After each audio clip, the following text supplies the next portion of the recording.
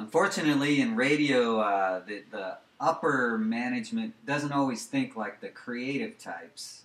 Did you ever find that to be a problem?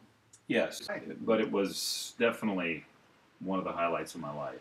Whether that means anything to anybody else, I mean, it was an awesome feeling. Well, I think it influenced me. I mean, I started at Quad in '84, and I was doing overnights, and so I would listen to you when I got off the air.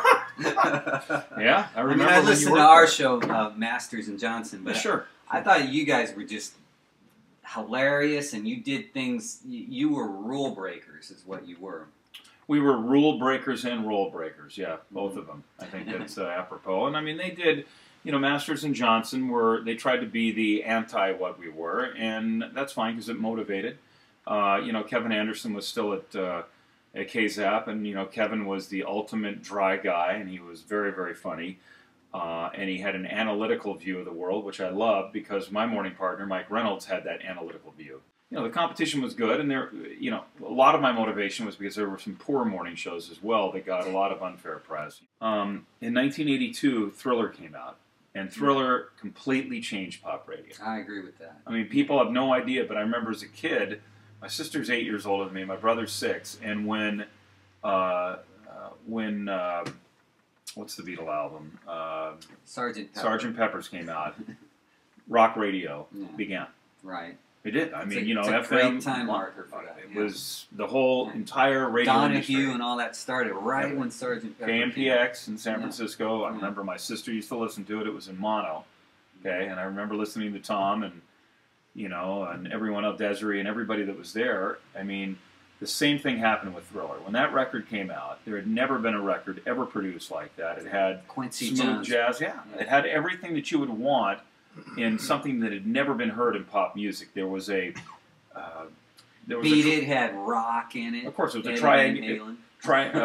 a triangulation of everything. It had jazz, smooth jazz. It had ballads. It had, you know, it had Eddie Van Halen. It, you know, like you said, it had McCartney. Of course, it had everything.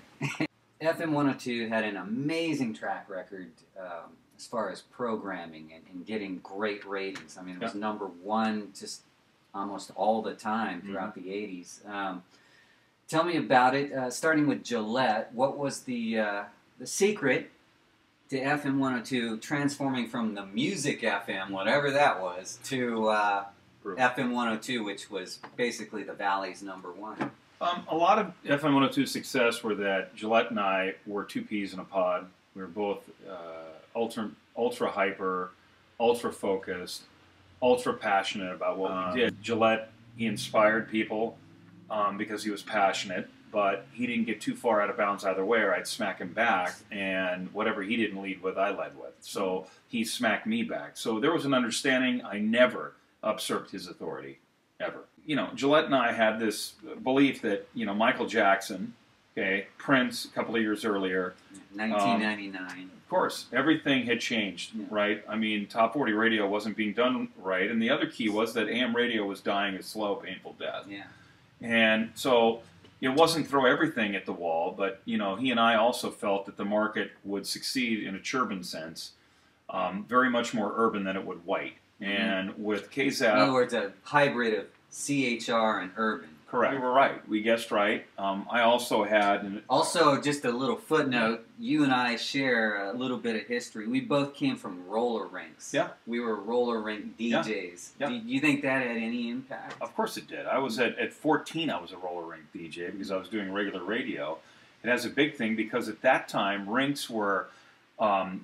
they were like what a record store would be. You were either going into record stores to walk around and listen to what Tower or the record factory or the record plant or whatever, or the warehouse was playing in the store, or you were at a rink and you were skating and you were listening to music. So there was a street vibe to that. Okay, that now there was a flow to music too. Of course, it's about culture. Yeah, and that was the other thing. Dance culture, I guess.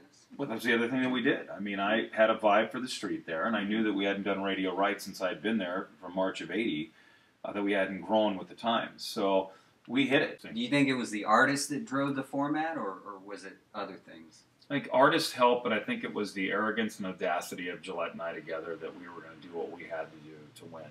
And it all, again, it started from the street. FM 102 was built on street presence because our owners wouldn't spend money. Real quickly, how would you compare your programming in the 80s with what jocks did at like Earth Radio in the 70s? I had a lot of comparisons. My background was freeform album rock radio. I grew up in a family that my sister listened to KMPX. My brother did. My brother was into Neil Young and Crosby, Stills, Nash & Young. My sister was into the Stones and then went into, Dan Hicks and went into the Flying Burrito Brothers. And, I grew up with Terry McGovern as a morning guy at KSAN, or Don Rose, who was my ultimate idol at KFRC, and Don Sherwood at KSFO when I was a kid because my dad and mom loved him. So, yeah, it had a lot to do with it all as one. Freeform, I think, is the reason why Top 40 radio worked eventually. It should have dominated these technologies. This technology, radio should be in the forefront of all of it. It's funny you bring that up because 1996 was the year of the Telecom Act, and that year Google started. Yeah. Now who got the better deal in the long run, radio or Google? Google did. Google makes more money than any radio company. YouTube and Google are a partner of mine, and it's a significant partner. And I can tell you right now, you would be shocked at how much money they make. You would be stunned at what they do. Stunned, you'd probably fall out of your chairs. But isn't that an amazing comparison where radio had the wrong vision, but tech had the right vision? Well, that's because radio didn't have the wrong vision. Radio had the right vision. The top players had the wrong vision. You had the corporations that took over, the banks that took over. We don't need Chris. We don't need Chris in the morning zoo.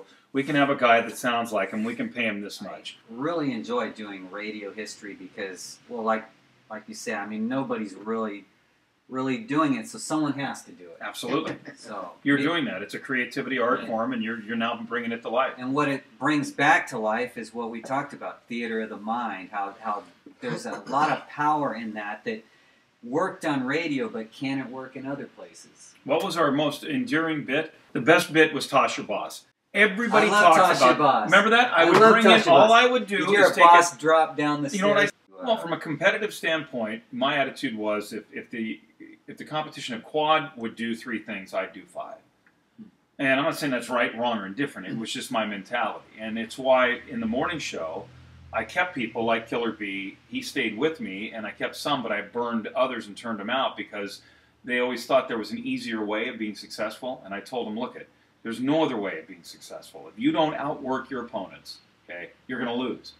But if you're here because you want to hold hands and get drunk every night with your buddies and live in the station and have your friends for the next 20 years, you're in the wrong business. It's never going to work that way. This is fight to the death.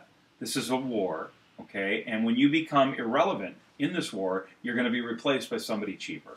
So you take advantage of what you can. You dominate as long as you can. You attack and attack and attack until they take the ball away from you. And, of course, I was proven right because, the industry was run by money-grubbing scumbags who wanted to rip everybody off, and as soon as they could replace somebody else cheaper. With automation or whatever. They did. Cheaper people. I mean, they did. So we looked at Quad. Quad was the legitimate competitor. Ed Lambert was a great jock.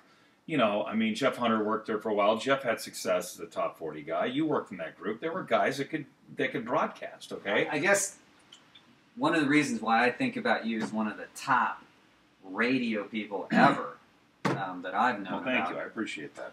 Is honestly because you were #1 for so long, but you also not only did you kick your competition's ass, you kicked your boss's asses. I love this. How did you do that?